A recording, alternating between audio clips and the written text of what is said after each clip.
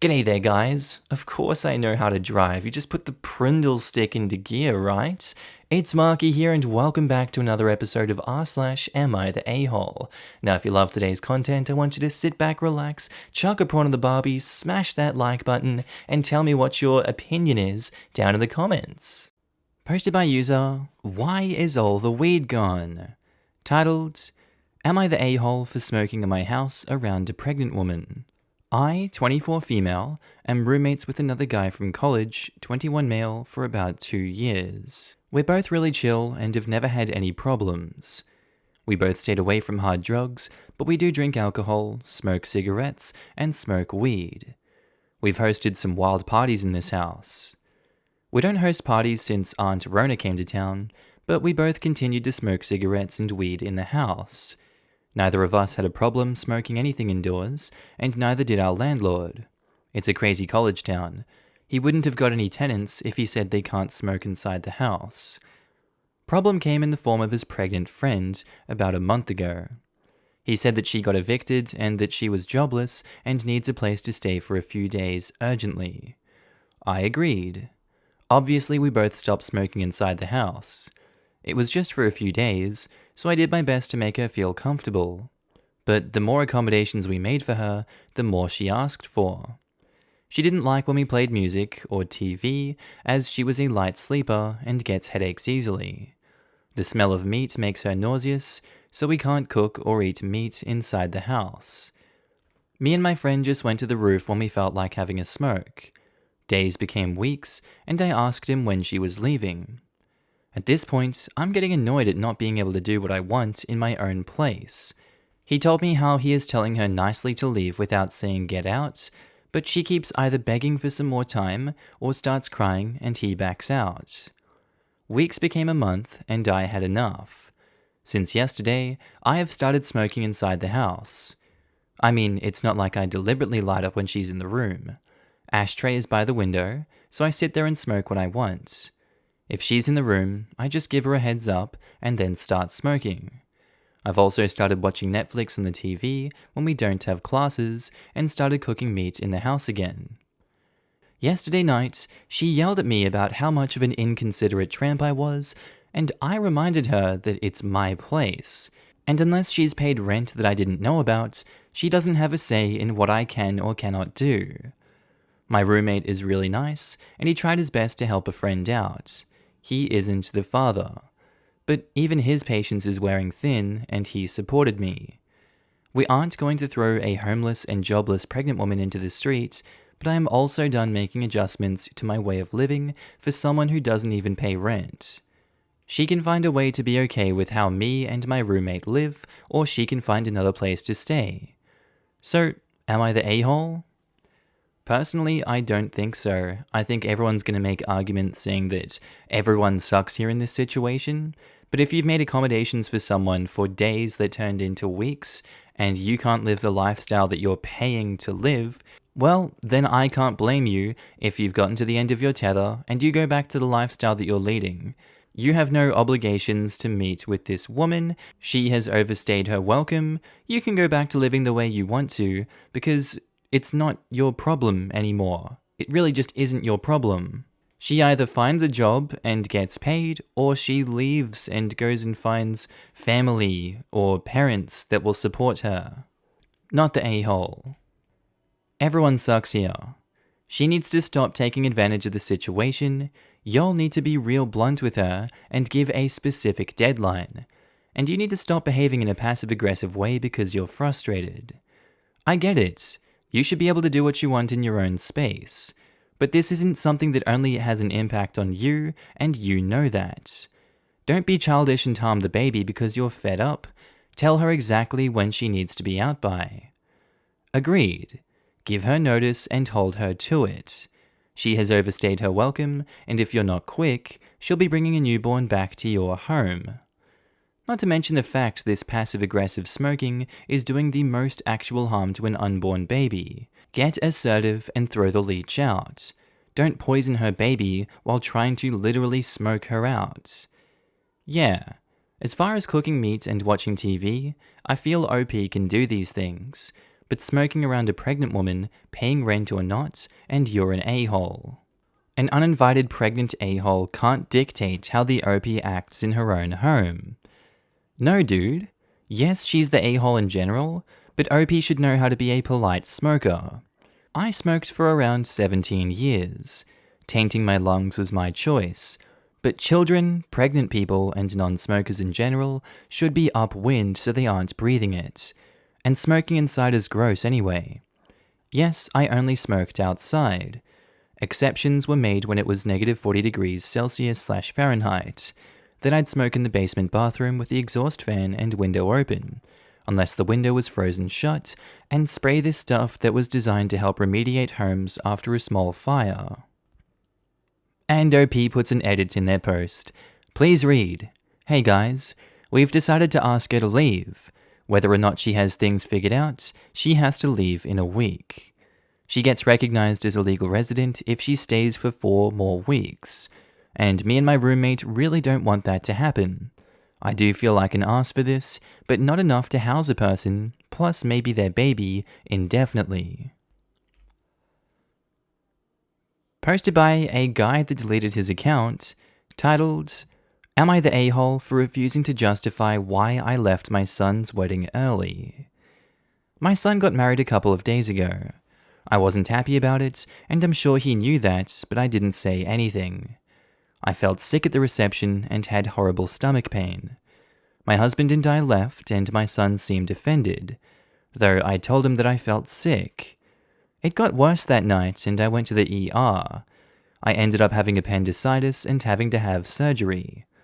While I was at the ER, my son and daughter-in-law both texted me about how selfish and immature it was to leave their wedding. My daughter-in-law, who dislikes to throw around loaded terms, calls it toxic. Now, I could easily show them my discharge papers and clear myself, but I don't think I owe them any type of explanation. I don't like being called a liar. I've been disrespectful, and I feel like I'm being punished for not wanting to be close to daughter-in-law. My sister thinks I should show them, and my husband thinks I should tell them both to F off. I'm leaning much more towards not showing them. I just want to know why, OP. I just want to know why you don't want to tell them the truth. I don't understand why you wouldn't want to clear the record. Most sane people would want to do that. I didn't think that it would go in this direction. I thought that they would know that you're sick and they're angry at you regardless. But I feel like a way to approach this situation would be, when you're going to leave the wedding, tell them that, oh God, I am going to die. I am in pain. I need to leave. I'm going to go to the hospital and I'll see you later. You would have been not the a-hole because you would have warned them ahead of time. Instead, you left at the reception without any rhyme or reason to your decision, and I can understand why they would be pissed off at you. You're making this situation worse by not showing them the hospital discharge papers. That will clear the water. You're being petty and you're surrounded by idiots. You're genuinely surrounded by idiots telling them to F off. I honestly think this is a you're the a-hole situation, but people are going to say it's everyone sucks here. Everyone sucks here. I mean, why wouldn't you have just told them you ended up in the ER and then had to have emergency surgery? You could let them go on thinking you snubbed them and ruin your relationship with your son and potential grandchildren in the future, or you could clear this misunderstanding up. Seems like a lot of drama for nothing. Honestly, all of you sounds toxic AF. I agree with this. Why is OP hiding the fact that she went to the ER and had to have surgery?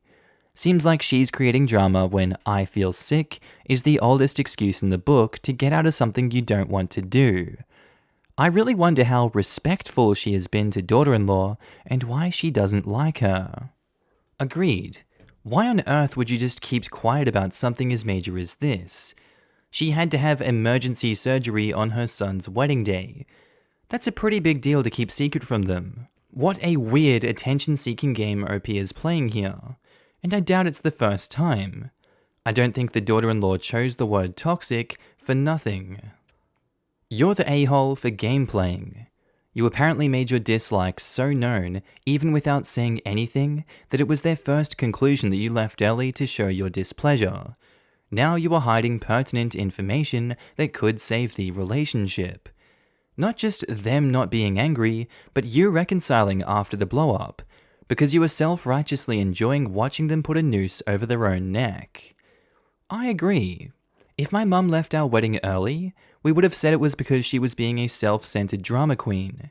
If my mother-in-law left our wedding early, we would have been worried sick and tried to get in touch to see what was going on. History dictates how people react to your actions, and judging from the text messages, this isn't the first time OP has acted like this, but previously, not due to a medical emergency. Also, where is OP's husband in this? Why didn't he text back saying, "Your mother is in the ER"? Why didn't the father call his son? I couldn't imagine one parent having to go to the ER and another just not calling to let me know regardless of what the relationship we currently had is. Posted by user throwaway12757300173. Titled, "Am I the a-hole for lying to my husband's family about me being infertile?" I, 32 female, have always been horrified by the idea of pregnancy and giving birth. It sounds very traumatizing, and I don't want to go through that experience. I still want to experience being a mother and would like to adopt children when I'm ready. My husband, 34 male, knew this from the start and was okay with it. My family knows as well and are fine with it. My husband's family, on the other hand, are disgusted by the idea of not having a biological kid. They have been nagging us for years, until I eventually cracked about a year ago. We were having dinner together, until of course the nagging of, "When are you guys planning on having kids?" I told them that I was infertile and I was never going to have biological kids. I am not infertile. I should have checked with my husband before I said that, but I was so tired of the nagging. He followed along and we both left after that. The topic of trying IVF or a surrogate has come up, but rarely, and spending time with my husband's family has become so much more bearable. Onto the situation.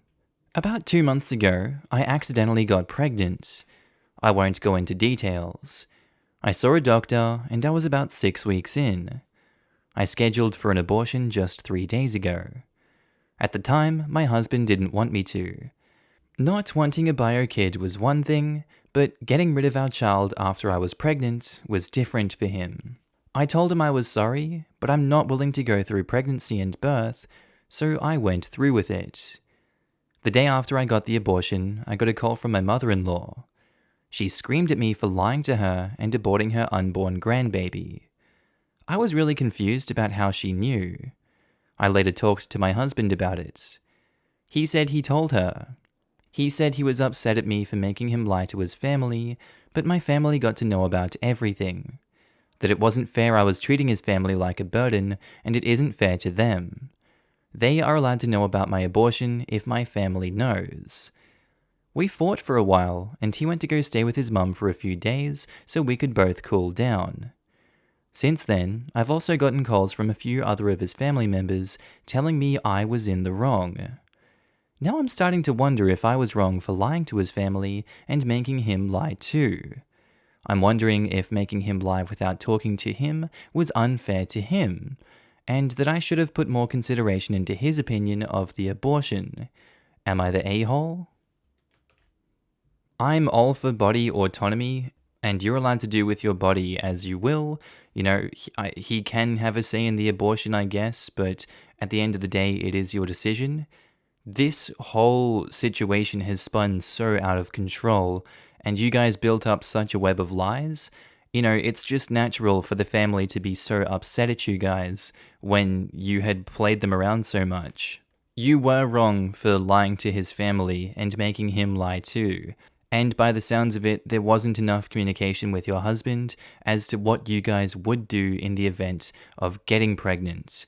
I feel like you were just wishing it never happened so you didn't have to have that conversation with him. Although the family does suck too for blowing up at you guys so much, and their actions do suck in my opinion, and I can't blame your husband for being upset. He's kind of caught in the crossfire of it all. This is a very sticky situation, and I think everyone sucks here. Everyone sucks here. You shouldn't have started the lie, but you shouldn't have had to. His family had no business commenting on your reproduction, and your husband should have shut it down before you kind of snapped and lied. However, the pregnancy and abortion, while ultimately your choice, was a big event in your husband's life, and he is entitled to reach out to loved ones during difficult times.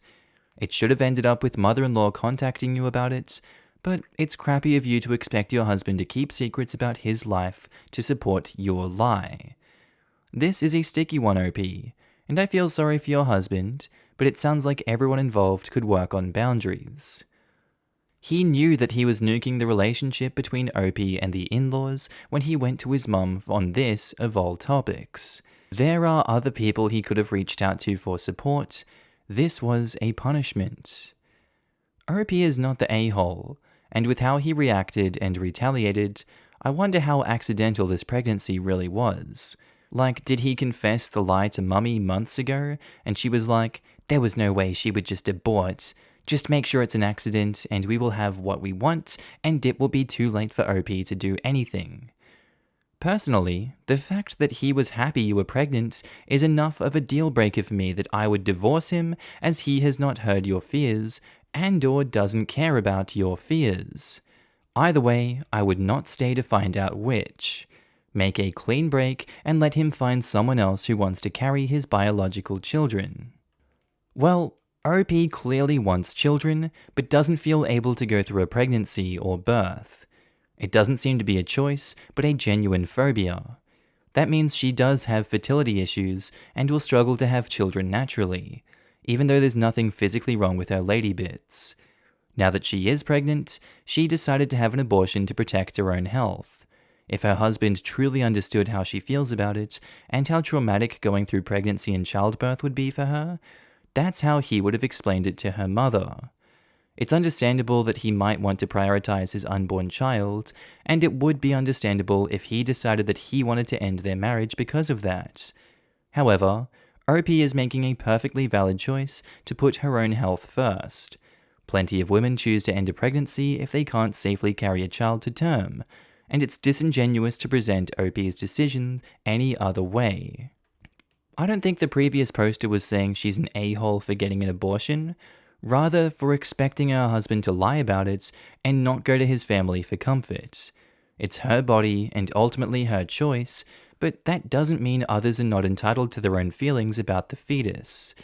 It's that expectation that her husband suffer in silence, which is the only thing she can, in my opinion, be judged for.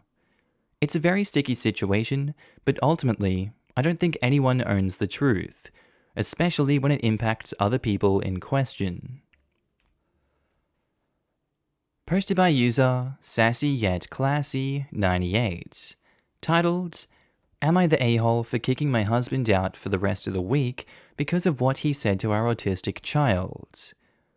I've been married to my husband, John, 24 male, for 3 years now, and have a 5-year-old autistic boy, Jake. Due to my son being nonverbal, I decided to homeschool him. I'm always afraid that if something happened to him at school, he wouldn't be able to tell me. Someone mistreating him, kids being mean, having a bad day, etc. So I've been working my ass off to make sure Jake has a good curriculum plan for this year. This morning we had been working on ASL, American Sign Language, and Jake was having a difficult time with focusing. Running around, flapping his hands/objects, kissing the cat, etc. It took a few minutes for him to hear me, lol. But my husband for some reason came in from our bedroom and yelled at our son, "Sit down and pay attention to your mother. She's the only one that's willing to put up with you." Jake began to cry. His dad has never yelled at him like that. He's always been so gentle and understanding. Where did this come from? I sent our son to go outside and play while I tried talking to my husband. "What's the matter with you, John? Why would you say that to him?" He snapped back, "Because, OP, there are some days I just wish he was normal. I wish he would listen, go to school like every other kid, and just not be such a pain in the ass." Needless to say, I pretty much stopped the conversation right there. I know it wasn't the best thing to do, but I was afraid of what I would say to him out of anger. I needed time to cool off before I could even comprehend as to why he would say anything along those lines. I told him to pack a bag and that I was booking him a hotel for the weekend. I don't plan on answering his phone calls or texts until Monday. I just really needed time to wrap my head around things, and I imagine he does as well. Am I the a-hole here? Did I handle the situation correctly, or do I need to apologize? I want to talk things through, but for some reason all I can see is red right now. This is a very hard one to judge. I feel like this is such a young relationship, and you guys have a young kid when you're very much not experienced with the world and with relationships and how to look after kids. And I can see, compounded with the stress of this year, why he would probably snap like that. He's probably not dealing with things very well. That does not excuse his actions, and it doesn't excuse you for, kicking him out of the place either. I think what you did was right. I think you protected your child. You need to keep him out of the house for a few days. Put your kid first. They are the priority, it looks like. But at the same time, I can't put it into words, but I have an underlying feeling that your actions made you an a-hole in this situation too. I'm not sure why, but I'm going to give the judgment everyone sucks here. I just feel it. Updates. My husband decided he wanted the few days to stay at the hotel. He left after the argument, went and got breakfast for everyone, and took time to calm down, as did I. We both admitted we overreacted. He shouldn't have said what he did nor yelled at me and our son, and I shouldn't have sent him packing. It was a bomb from the get-go. We're both very protective of Jake and would never want to hurt him in any way. We both have our frustrations. Some days are much harder than others, and it wears and tears at you. And giving our son all we have has caused the both of us to pay less attention to one another. I'll be the first to admit, I haven't been attentive to my partner as much as I want to be. I've been lacking in giving support and assurance to John, and vice versa. And that is why John will be spending the weekend in a very nice hotel. You didn't think I'd put him in Motel 6, did you? Lol. So that he can take a break. My only thought in our argument had been, he needs a break. I've been there. I've needed someone to keep my son for a few days for me to recuperate. John needed the same thing, and I don't blame him. He's an amazing father and man. He just needs to not let himself run for so long, and try and talk to me before it all gets to be too much. Thank you everyone for your advice and comments. Posted by user ThrowawayOof123. Titled, Am I the a-hole for faking my animal allergy for years? I'm on mobile, so sorry if it's weird. Some backstory. I, 21 female, have a traumatic history with dogs. I was attacked when I was 15 by my neighbor's German Shepherd and still have scars. The dog was put down and they moved away. I was in therapy for a while because I used to get panic attacks whenever I saw a dog, and would get serious nightmares. Now I'm much better and have nothing against them, but could never see myself owning or living in the same space as one. Ever since I met my girlfriend, 21 female, we were 19, she has made it clear she would like to own one, a husky to be specific. Ever since things became serious between us, I've made it clear I don't like dogs and will not live with one. She laughed it off each time and said I'll get used to it, and I told her about the attack and the aftermath, and she dropped it for a few weeks, then was back to it. I feel like my only choice was to tell her I was allergic. This never came to any issues, because no one around us has dogs. I've kept this up for around 1.5 years. Recently, she claims she found a medication that will cure my allergy. She wants me to go to the doctors and get it prescribed. I told my best friend all this, and he said I was a massive a-hole. Relationships are built on trust, and I should get over my stupid fear. I do feel bad about lying, but she's obsessed with this fudging dog. She brings it up every few days and gushes over it. I've asked her why she wants one so badly, and she said she never got to see them growing up, and it's her dream to be a puppy mama. I love her so much and want her to be happy, and this is the only problem in our relationship. I could see myself marrying this woman. So Reddit, am I the a-hole for faking my allergy? Edit, I've suggested other pets. I suggested rabbits, I had them as a child and loved them, and mice and snakes and a cat. But she's made up various excuses, including her mother wouldn't approve of snakes and cats kill birds. Edit 2. As I've said in the comments, I've been in therapy to help with my fear. Now I can be around them fine. I try to avoid German Shepherds at all costs, and I'm still uncomfortable around big dogs. If she had suggested a smaller dog like a Chihuahua, hell yeah, I would have considered compromising. But she's only interested in a husky. Her parents were impartial to pets, but she would always obsess over things, then lose interest quickly, like plants. If, say, she wanted a Chihuahua, it would be solely her dog and I wouldn't want to be around it really. That's not possible with a husky. I seriously couldn't live with one, or any big dog for that matter. Based on all this information, I'm going to go with everyone sucks here on this matter. I mean, you've been lying to her for the longest time, but in a sense, I don't blame you for lying because she won't stop putting that point out and she's not taking your trauma with dogs seriously. And she sucks because of that. She continues to put your traumas as second rate compared to her need for a dog, and that's simply unacceptable in a partner.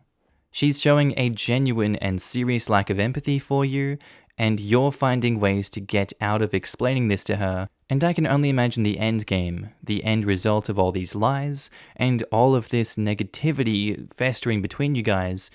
How that's going to end up, I'm not sure. Everyone sucks here. Update. We talked, and she never realized how it affected me. I never liked talking about it, which was my mistake, so she assumed that it wasn't anything serious. She knew I went to therapy, and that's not the only thing I went for, so she didn't really know how bad it was. She told me about how her childhood was rocky and unpredictable, so she internalized this one thing about the future that she wanted and wouldn't change, and never really let it go. I've suggested she either come with me to therapy a few times, or get her own therapist, and she said she'll consider it. I told her about me lying, and she was a bit hurt, but understood it. We've both apologized and are all good, as well as promising if anything else happened, we would openly communicate. Since this was a childhood thing, she never researched anything. So I told her about how high maintenance they are, and she agreed that she couldn't manage it. She still wants a pet, so we have decided to adopt a rescue cat after researching properly and looking around.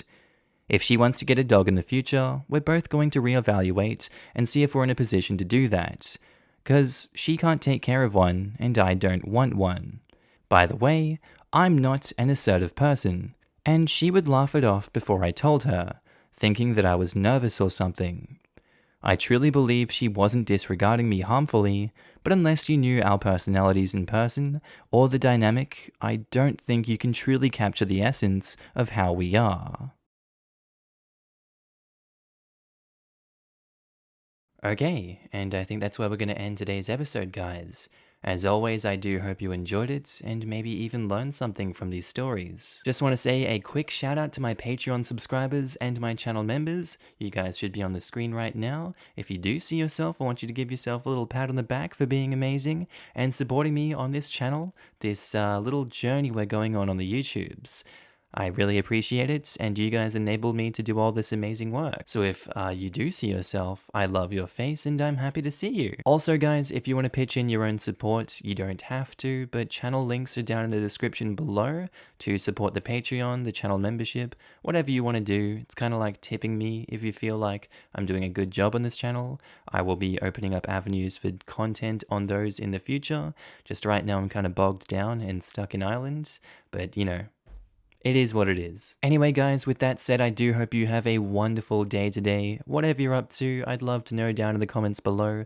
I do hope you have a good day, night, sleep. Whatever you're up to today, tell me, and I'll see you in the next episode, guys. Bye.